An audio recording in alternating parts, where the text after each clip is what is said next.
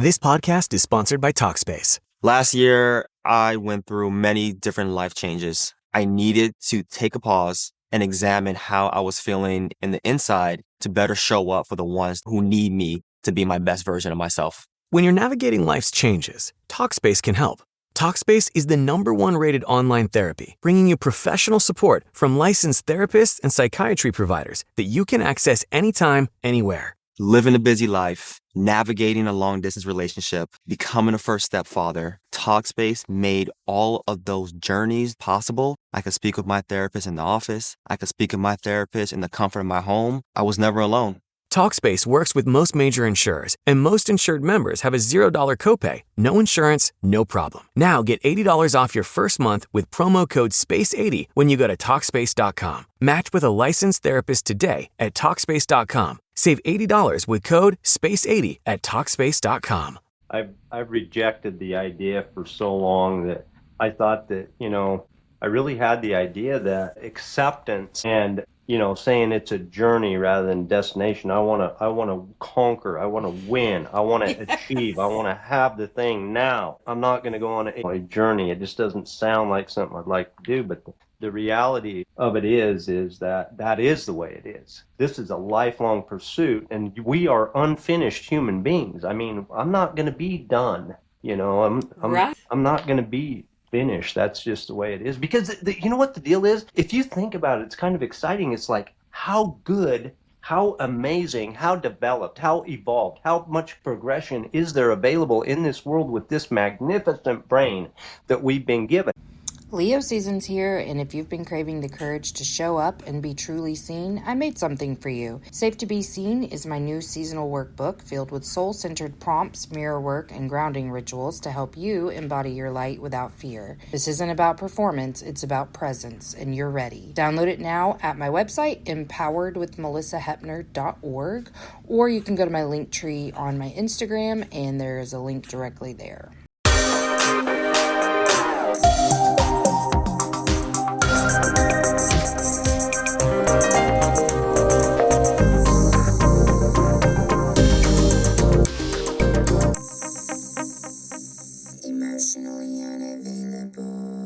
Welcome to Emotionally Unavailable, the podcast where we dive deep into the world of emotional availability and intimacy. I'm your host, Malisa Hepner, and I can't tell you how excited I am to have you join me on this journey of self-discovery and connection. Whether you're navigating the complexities of relationships or exploring your own emotional landscape, this podcast is here to inspire, empower, and entertain. So get cozy and let's explore the depths of human emotions together.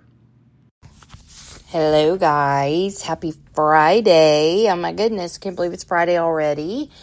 For those of you who went back to school this week, I hope you had a great week. Okay, so today's guest is Shane Jacob. Oh my God, I was so fucking pleasantly surprised because he's a man who is a cowboy, and I just, I'm sorry, but they carry a certain connotation. This dude is fucking emotionally intelligent and full of love, and I love him so much. So Shane's feelings of inadequacy as a young adult led to drinking alcohol to excess on a regular basis. His excessive drinking led to a tragic DUI accident, which led to incarceration. The cycle continued. He failed in business, failed in marriages, destroyed relationships, and was so disgusted and ashamed of himself, he lied and tried to hide from it all for years. With the help of horses, he finally broke free. He also credits God. And Shane took the process and principles he used to turn his life around, combined with what he learned from his career working with horses, to create stable living coaching, where he helps parents and teens with the challenges they face in today's world. So we had a beautiful conversation just about the things that I like to talk about, But his message to the world is that your value is immeasurable and you are priceless regardless of what you've done or not done, and that what you desire is possible for you. And he's on a mission to help people get what they want for themselves. So I loved him so much. Shane, if you listen, thank you so much for just a wonderful conversation. I know you guys are going to like him too. I'm trying to think if there's anything I'm forgetting. Don't think so. So, anyway, I will make sure to include Shane's links. We've got his podcast because he's also a podcast of the Stable Parenting Podcast. And I'm going to give you his Instagram and YouTube and website. So make sure to check the show notes for that. And I love you guys. Thank you so much for being here. I appreciate all of you so much. You have my heart. And I feel your energy all the time. So here's me and Shane. Emotionally unavailable. Okay, so I don't want to put this incorrectly. You have a horse program working with parents and teens, I think together, we'll get into that, to kind of help with the transition and to help teens with those normal teen issues of like confidence and stuff like that. I am really, really curious because the things that you said you know are ready and whatever to talk about all the time. I want to know about, like, you talk about forgiving ourselves. What was your process like in your life that you used to overcome that got you into this space? Because well, first of all, I love a man who is emotionally intelligent. So, I think it's cool what you're doing. And especially working with the teens and the parents, because sometimes I feel like there's that disconnect where teens will go to these amazing programs and then the parents still are like, they don't know how to integrate any of these things that their kids are learning. And honestly, I have personal experience with that. When I was a kid, I was raised in kinship foster care. I happened to be in a private foster care agency, and so we really had opportunities that a lot of kids didn't get. We got to do horse programs, we got to do wilderness work projects, things like that. But I'm coming home to a very emotionally unavailable household who has a real resistance to any of these types of teaching. So it would have been so cool if she could have experienced stuff too. I also keyed in on the words, you helping parents find peace. So I don't know if I even really asked a question, but I just kind of wanted to know, like, well, I'll start with this. Did you have a troubled teenage life? Like, where did the passion for this demographic come from? Yeah, sure. So, you have an interesting story and you bring up a really good point. I just wanted to comment on kind of what your experience was. You learned a bunch of things. You felt like you got some tools and a little bit of skills and some good experience, and then you went home and that there wasn't any support. And when we're young especially, but I mean in this life it's like we don't know what the hell we're doing, especially with teenagers, you know what I'm saying? And our Mm-hmm. parents, I mean, our parents don't either. We're all just doing I believe that, we're all just doing the best we can with what we have to work with. A lot of us don't have much to work with, especially young people, just because of our experience, and we don't know what we don't know. How could the Mm-hmm. hell could we know it? And so, yes, one of the things that as a young man, as a teenager, and even into my 20s, I just had, Melissa, I just felt inadequate, less than, like, just Yeah. not as good as, really like drawn in and shy Mm-hmm. and, really trying to fit in and, and it didn't feel good. And it was all the time. And, a lot of times I'd tried to come up with like blame or reason or come up with, I didn't have any serious trauma that I could think of. In my mind, I had a decent family life and this and that and the other, and it just seemed like, I don't know where all this noise in my mind was coming from, Yeah. but it didn't feel good, And then when I was about, I can't remember if I was 15 or 16, I really found a solution to these uncomfortable feelings, and it was alcohol. I'm like, boy, proud of me. I mean, I solved my problem. Yeah. And you know, and You're then like, I can and I open felt that. up, I can talk and be friendly and fun and have conversation and be included. Yeah.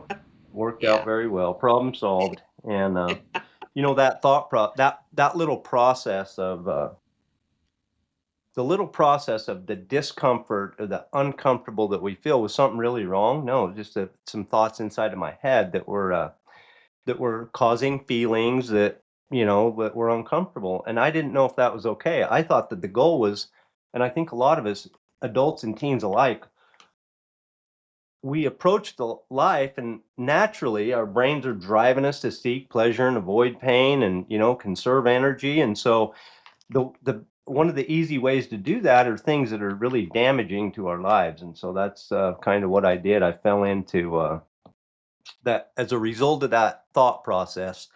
Over time, I developed, you know, into you know, I was drinking daily for, I mean, to excess. I mean, listen, I don't mean like drinking a couple extra drinks, you know what I'm saying? I mean sloppy ass drunk, like every day for decades, Yeah. literally. Yeah. And you know, I was in and out of jail, prison one time. Things weren't going Really? too good. Yeah, things weren't Yeah. going too. Yeah, pretty rough time there. And so, um, you know, I wrecked all my relationships. I didn't even know it. They were just disintegrating around me, and I thought everything was okay, and it wasn't. And, um, my marriages, my relationship with my kids, and everything, it just kind of totally went to shit. And went down living in this alcoholic haze, and it was just a terrible cycle. And you know, and it felt awful. Yeah.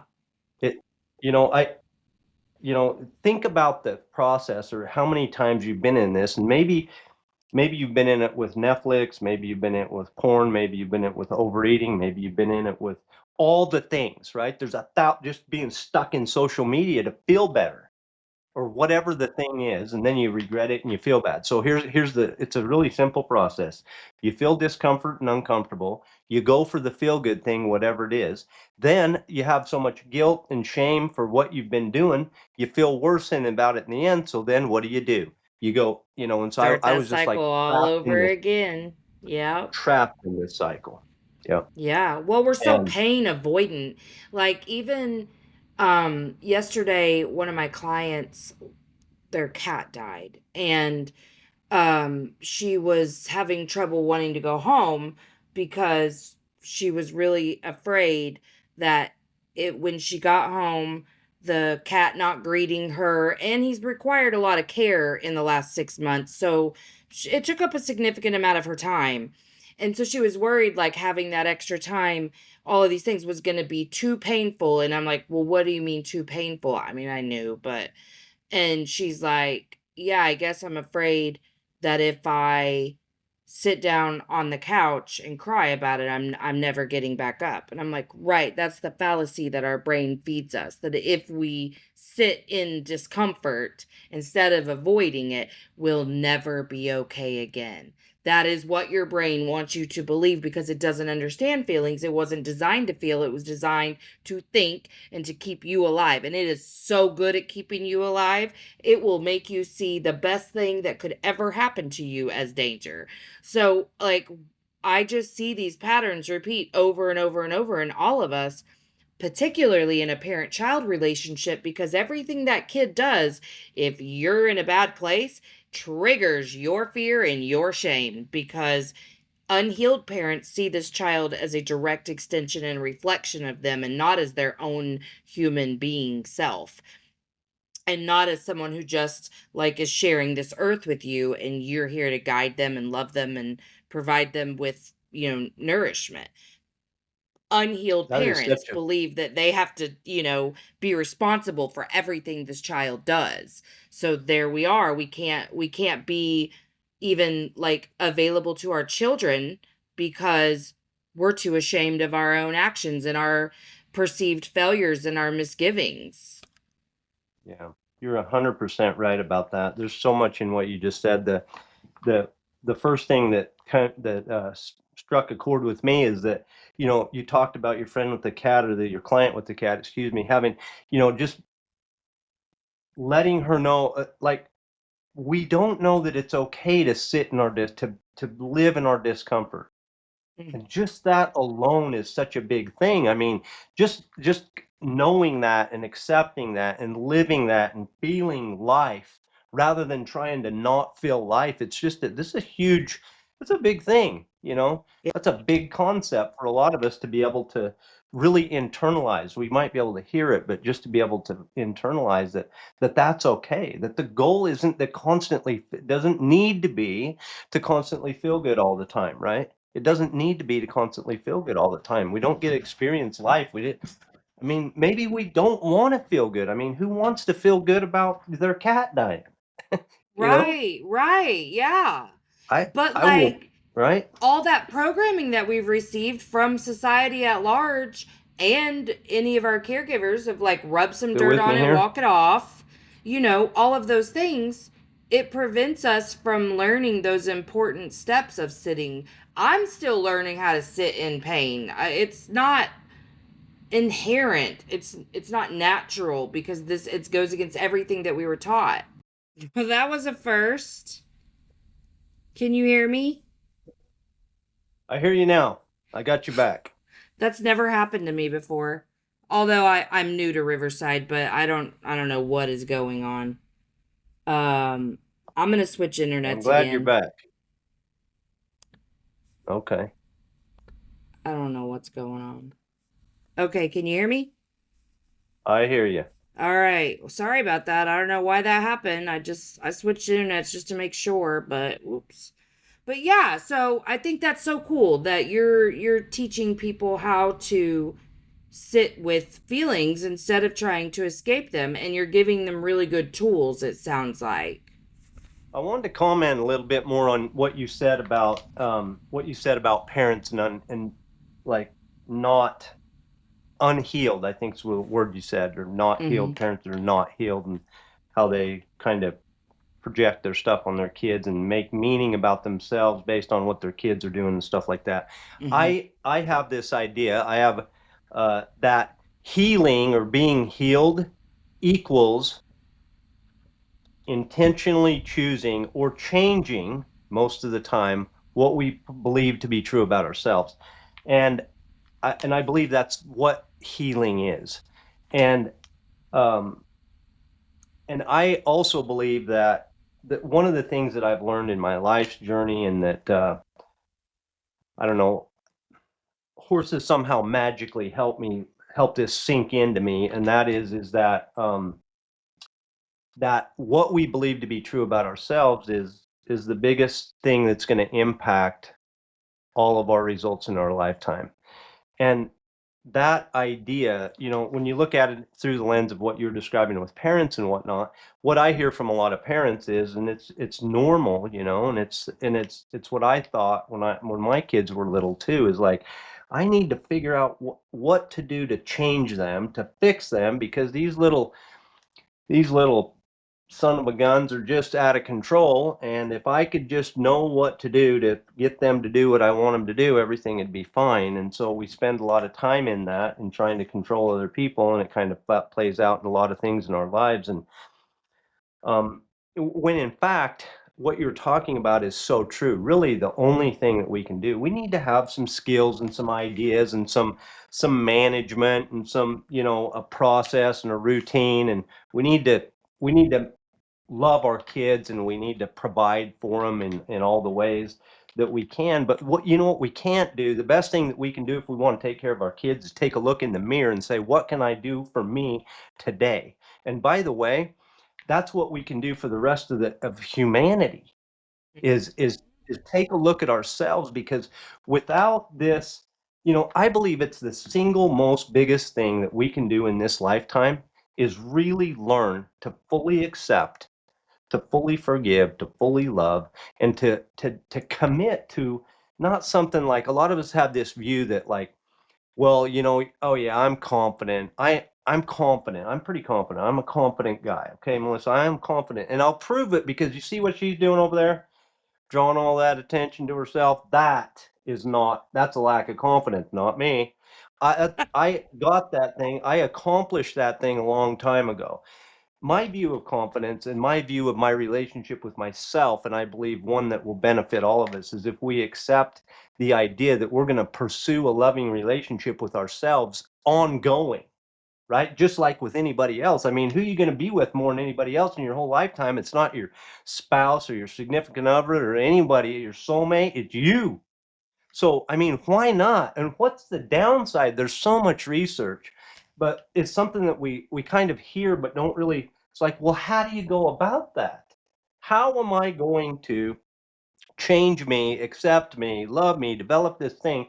Because how am I going to go about that? Because it is what gives us the capacity to love and be understanding and give those kids the emotion, the things that they need the Yep. most. When without it, we don't have the capacity. So kind of went on a No, big I rant love there. I love that you're saying that. I love the way you define confidence because this is the exact journey that I had to go on for myself to understand how to truly help others because I was full of shame that I didn't know about. I was full of self-hatred that I didn't know about. I mean, I'm over here like, you got to love yourself while not knowing that I did not love myself correctly. And that was the reason I couldn't receive love from anyone either. I firmly believed I was on the outside of every one of my relationships, that I was never going to be anyone's first choice. All of these things. Nobody loved me the way I loved them. And when I unraveled all of my stuff, I started to see we're all the exact same. Whether this is the wording people use or the exact paradigm that they have, come face to face with, it's the same. And it's so much easier for me to parent now, knowing what I need in those moments to be okay. I can give those freely because when you're full of love and compassion and unconditional regard for yourself, it is so easy to give that to not just your kids, everyone. And I'm so excited because you're the first person who's like been this in sync with my messaging. You're saying the exact same thing. And that is when you change, the world around you changes. And all you have to do is focus on continuing to love yourself and grow yourself. And you're going to see that reflected in any relationship that you are in. I really, Melissa, I think it's the biggest thing that we face, and part of it's a human condition that if we, I've noticed in myself and I notice in my clients in little ways over time, and it's not something that just like, you know, totally transforms. Usually it doesn't totally transform in a blink of an eye. People get, aha moments and make Mm-hmm. progress, but over time, okay, if you work on, if you commit to pursuing the ideal or the idea of accepting and loving yourself over time, man, it just changes the results in your lifetime, and it opens up and it allows you to see you're less mad at other people, you're less judgmental, you quit condemning other people because you don't feel the need to prop yourself up because, hey, I'm okay now over here. I feel better about me. And so, and I'm looking at my kids and I'm just thinking, you know what? I don't have to have them be a reflection of my inadequacy. They're little human beings too. They're just the same as me, and they're going to make mistakes, and some of that just has to flat be okay. I mean, it's going to Exactly. have to be okay. Yes, yeah. I loved earlier when you were talking about like understanding the goal can't be control. Like if that and it was mine. I had so much programming about like you are supposed to mold this child into your If own it worked, image I'd be all basically. for it. And that you're supposed to control every last thing that they think, do, say, feel. Ugh, I mean, I was so hard on that oldest one. I was so hard on him, and I absolutely would guilt and shame him if he made little tiny mistakes. Because that's what I received, and it worked really well for me because I was the golden child. So I was like, well, work for me. I graduated high school, I went to college. I really thought that. And so now just the way I parent is truly, I always say this and I'm half kidding and half not, but I view myself more as like a shaman in their lives than I do some authority. Like I hope that they will listen and to my guidance, but I don't get control over that either. And so I kind of just have to lovingly hold them wherever they are. I If control worked, like I said, I'd be all for it. I really want things to go my way. The thing of it is, it just damn doesn't work. And It so doesn't work. it does not work. It And doesn't. and so what it turns out to be is that who we are as human beings and how we show up in the world and what our kids see, we hear we'll be the example and lead by example, and they hear what you do, not what you say, and all of this, and we know that. But really, those things are just so true, because how we show up in the world, how we present, how we look at them, they see us. They see us in ways that I don't think a lot of times that we're really aware of. As far as children, they see us as parents, and that right there is has more to do with their outcome than what we know about parenting skills, for sure. Absolutely. Absolutely. And if you can just be open to the idea that you as an adult don't know everything either. And you can learn how to exist together. And this can be a process. That's why I like that you're having parents and teens in your program, because you really can just go on this journey together and figure stuff out together. Being I want That's a really good point too, Melissa, that being open to learning. A lot of times, I think the word humility gets a bad rap, because we think a lot of times, I used to think that it kind of means like roll over, just lay down, let the bus run Right. Or over. make yourself small. Yes, make yourself small, be a doormat, yes, I like that, make yourself small. Truly, my view of humility has changed, just to be that humility is strength. It's the strength to see me and to know that I'm infallible, that I don't know everything. It's the strength to be open and to be teachable. That is what I believe the essence of humility is, and that what that takes is not being weak.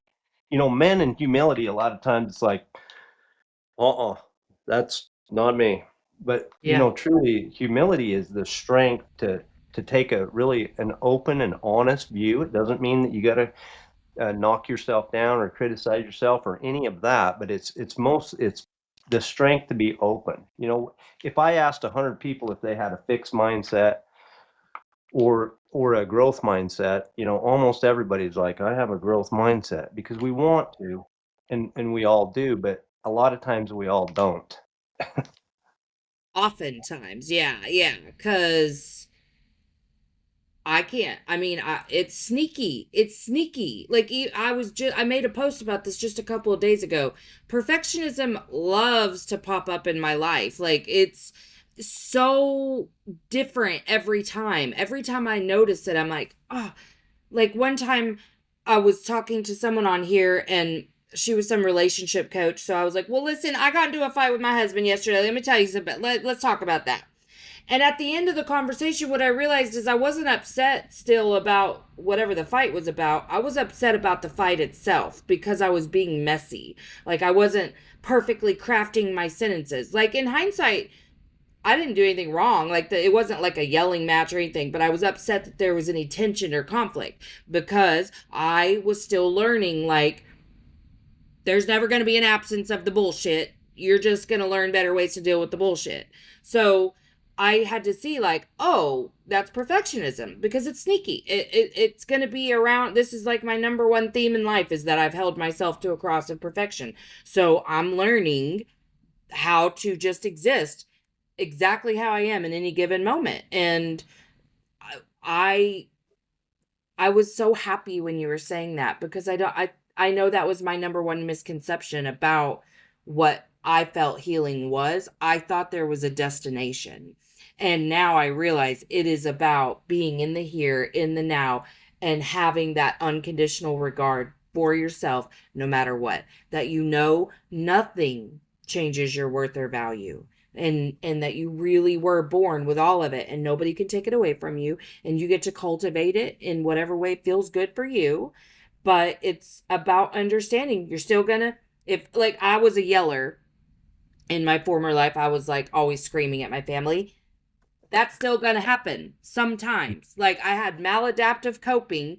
That's not going to like go away for the rest of my life. Happens very infrequently compared to what it used to happen, but I had to accept I'm still going to make a lot of mistakes. And how can I love myself just as much as I did before I made that mistake? Yeah.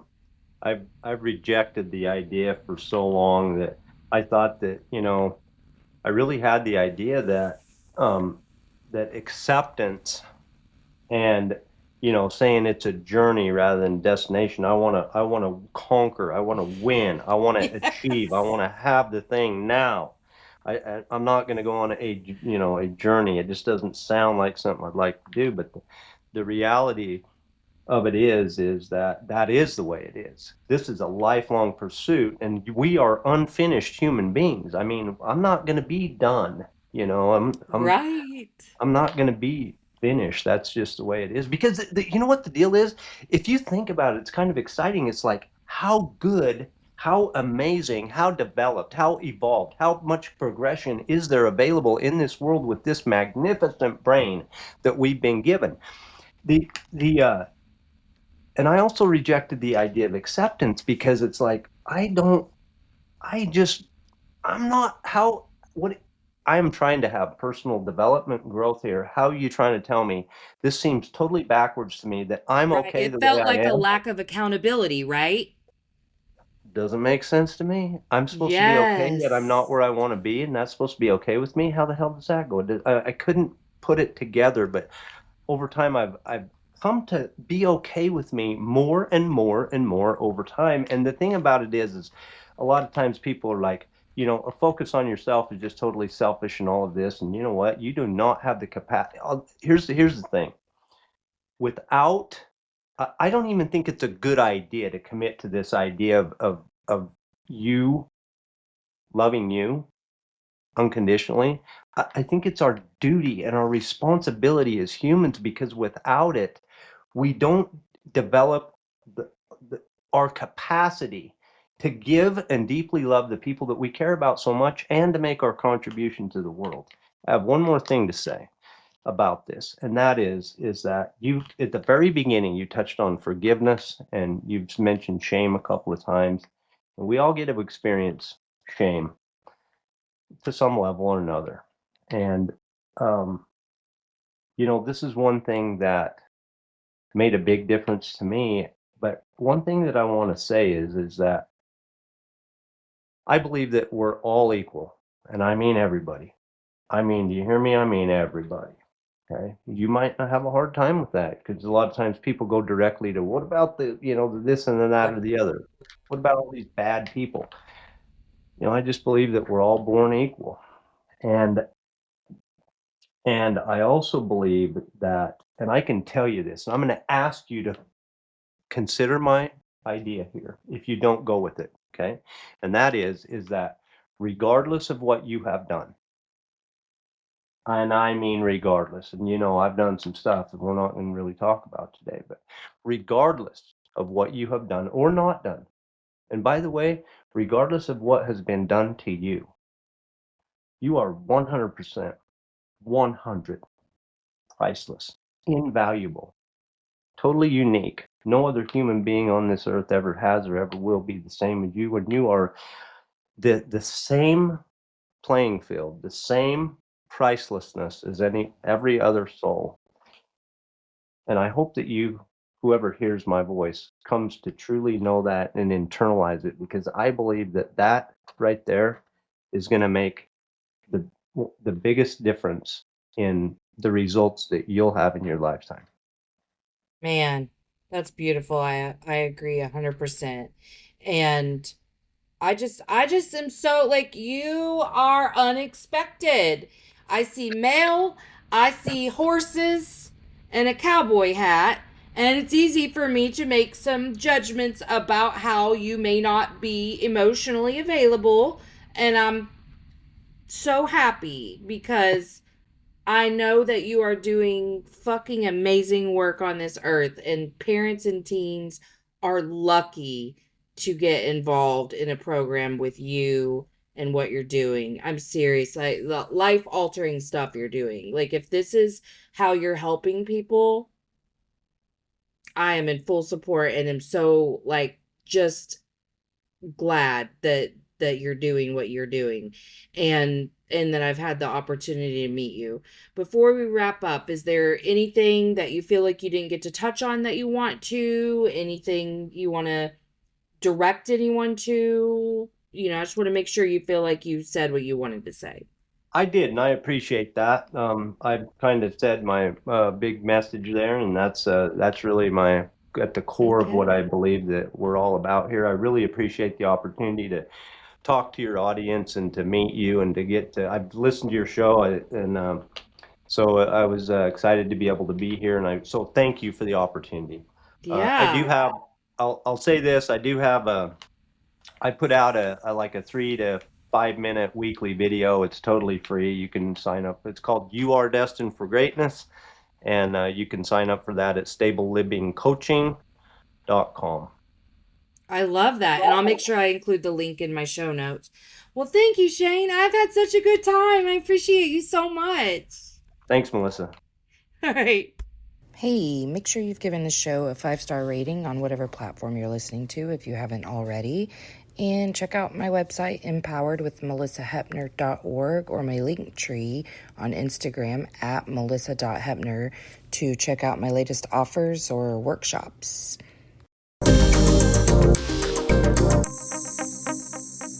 Emotionally unavailable. All right, that's it from me. So make sure that you check out the show notes for links. And until next time, let's all just keep swimming. Emotionally unavailable. INDEPE and cut.